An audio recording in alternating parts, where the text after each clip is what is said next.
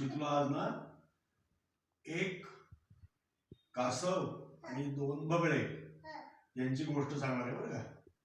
एक कासव आणि दोन बगळे मित्र होते आणि ते एका तळ्याकाठी राहत होते. एक वर्ष काय झालं, त्या भागात पाऊसच नाही पडला.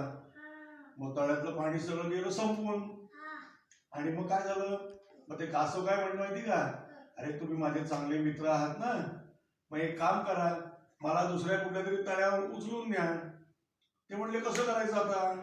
मग त्यांनी एक आयडिया केली.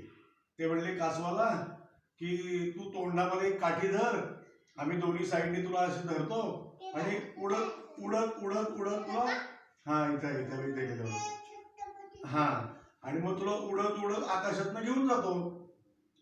तर ते कासव म्हटलं की बर हो छत्रपती.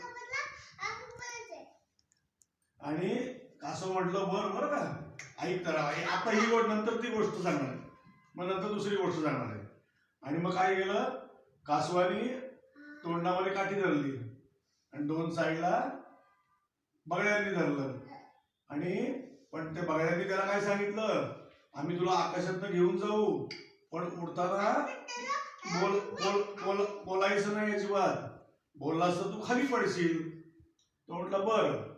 मग त्यांनी धरलं आणि ते आकाशातनं असे उडत उडत जायला लागले तर काय थोडा अंतर गेलं ते गाव आलं. त्या गावात अशी सगळी लोक रस्त्याने चालली होती.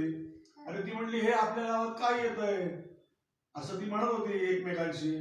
तर ते कासवाला ऐकू आलं.